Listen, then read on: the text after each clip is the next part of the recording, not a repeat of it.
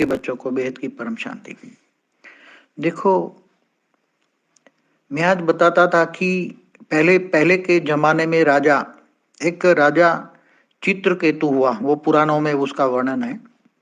तो उसको 1 करोड़ रानियां थी। तो ऐसी तरह जैसे राजा जनक 10,000 रानियां थी, ऐसे कई राजा हुए हैं जिनको हजारों रानियां होती थी। एक बार मैंने हिस्ट्री चैनल में भी देखा था, कोई चाइना का राजा था, उसको 10,000 रानियां थी। दूसरा राजा था, 20,000 रानियां थी। तो उसका ये अति गुह्य राज बताता हूँ कि इतनी सारी रानियां तो कर्म बंधन के बिना तो आ नहीं सकती, क्योंकि उसका कारण शरीर में कोई ना कोई डेटा होता है। तो कोई ना कोई डेटा के कारण वो कनेक्शन में आती है, रानी बन जाती है इतनी सारी ढेर रानियां। तो ये कहाँ से इतनी सारी ढेर रानियां आती है? तो मैं आपको बता दूं कि जैसे हमारा ब्रह्मांड है, हमारा एक सोलर सिस्टम, एक ब्रह्मांड, उसका शिव ने ब्रह्मांड की रक्षा के लिए अपनी शक्ति के अंदर से, शिव ने अपनी शक्ति निकाली और अपनी शक्ति के अंदर से 1 करोड़ शक्तियां पैदा की। तो वो 1 करोड़ शक्तियां जो पैदा कर दी, तो वो चारों ओर, ब्रह्मांड के चारों ओर, एक प्रकाश वर्ष के चारों ओर पूरा उसको ब्रह्मांड की रक्षा करने के लिए 1 करोड़ शक्तियां उसने चारों ओर रख दी। और वो शक्तियां दूसरे ब्रह्मांडों से आते हुए लोगों को वो आने नहीं देती थी। ये ब्रह्मांड की सुरक्षा करती थी, ब्रह्मांड को टिकाए रखती थी। मगर बहुत समय के बाद जब जाता है कि समझो कि ब्रह्मा का 1 साल हो गया या 2 साल हो गया, तो ब्रह्मा का 1 साल बराबर 31 खरब 10 अरब 40 करोड़ साल होता है। तो वो शक्तियों में कमजोरियां हो जाती, शक्ति कमजोर पड़ जाती है। तो वो धीरे धीरे धीरे ब्रह्मांड भी कमजोर पड़ जाता है और शिव के अंदर भी पावर डाउन हो जाता है। तो शिव धीरे धीरे धीरे वो जो आकारी शिव शक्तिपुरी में रहता है, तो वो शिव जो आकारी रूप में था, शिव था, वो धीरे धीरे शिव भी जीव बन जाता है। मैंने कई वाणियों में बोला हुआ, मनुष्य बन जाता है। तो उसकी जो 1 करोड़ रानियां होती हैं, तो कहीं ना कहीं तो धीरे धीरे वो रानियां भी धीरे धीरे धीरे वो साकार में आ गई, मनुष्य बन गई। तो ये शिव की रचना है, शिव की रचना है, शिव की रचना शक्ति है। तो उसकी रचना है, तो रचना है तो कहाँ जाएगी? अब उसकी रचना है तो ऊपर में रचना होती है, तो नीचे कहीं ना कहीं तो कनेक्शन में आएगी जाएगी। तो उसकी रानियों के रूप में यहाँ कनेक्शन में आ जाती है।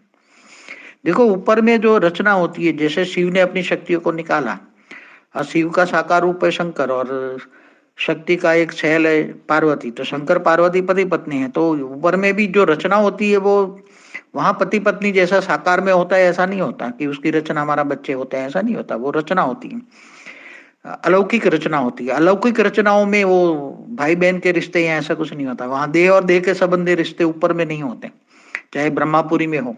कहते हैं यहाँ ऋषि मुनि जो साकार में रहते थे, वो कहते ब्रह्मा ने अपनी जो रचना की सरस्वती, उससे शादी की।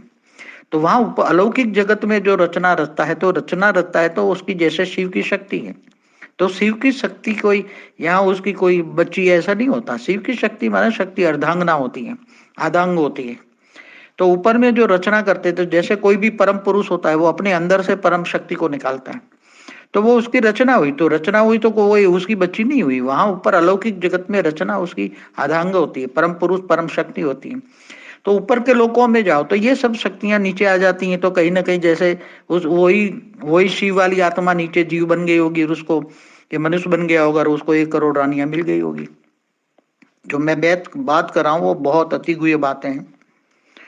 तो कई बार क्या होता है कि G2 की जब बात करेंगे, तो G2 में भी 33 करोड़ परम परम परम महाशक्तियां होती हैं, और जीवन में भी होती है, यूनिवर्स में भी, गैलेक्सियों में महाशक्तियों का सर्जन होता है। पूरे ब्रह्मांड, महाब्रह्मांड, परम महाब्रह्मांड, सब महाशक्तियां ही चलाती हैं। चाहे पूरे मल्टीवर्स में, चाहे G17 हो, G15 हो, G16 हो, G15 हो, सभी महाशक्तियां ही चलाती हैं। तो उनको एक टाइम के बाद उनको वो घूमने फिरने चली जाती है, उसकी जगह दूसरी नई शक्तियां, परम महाशक्तियां निकाली जाती हैं, सर्जन किया जाता है। तो वो जो फ्री हो जाती है, तो वो जैसे ग्रेट ग्रेट यूनिवर्स से जो होती हैं, तो वो ग्रेट यूनिवर्स में आती है, यूनिवर्स में आती है, फिर गैलेक्सियों में आती है, फिर ब्रह्मांडों में आती हैं। तो ब्रह्मांडों में आते आते कहीं ना कहीं ये शक्तियां साकार रूप में आ जाती हैं। तो ऐसी बहुत घूमती फिरती भी आ जाती है, मगर कर्म बंधन से कहीं कहीं ना कहीं जैसे उसका कर्म बंधन तो धरती पर कहीं भी नहीं है, तो कहाँ जाएगी वो?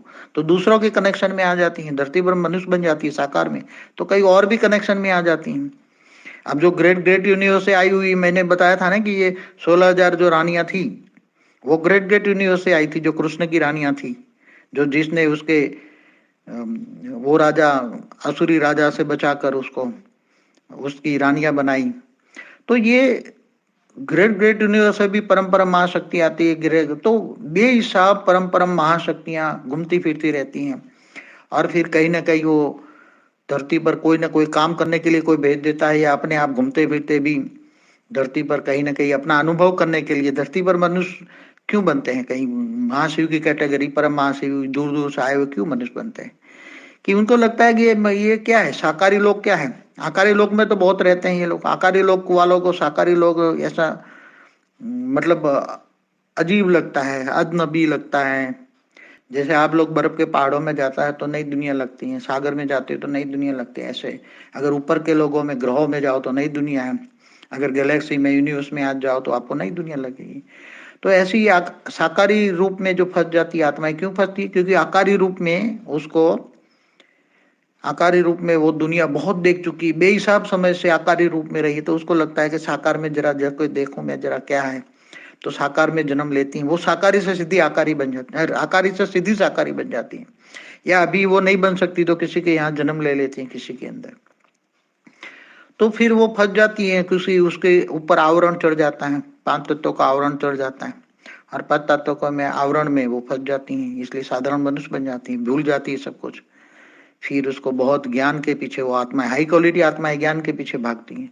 तो ऐसी तरह के बहुत शक्तियां वायुमंडल, इसलिए पहले शक्तियों की माना स्त्रियों की संख्या बहुत होती थी पहले, पुरुषों के मुकाबले स्त्रियों की संख्या बहुत होती थी, इसलिए बहुत बड़ा प्रॉब्लम होता था पहले। इसलिए पहले पुराने जमाने में स्त्रियों को दूध पीती करते थे, जन्मते ही पानी में डुबो देते, स्त्री को बोझ मानते थे।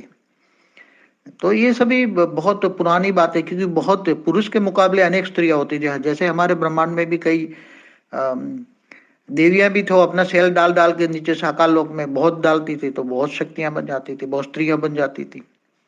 तो ये बहुत अति गुह्य बात है, ये समझने वाली बात है कि 1 करोड़ रानियां थी राजा को, तो कहीं ना कहीं कर्म बंधन होगा। 10,000 रानियां हैं तो कहीं कर्म बंधन होगा। तो ये अति गुह्य समझाने के लिए बात कह रहा हूँ। परम शांति।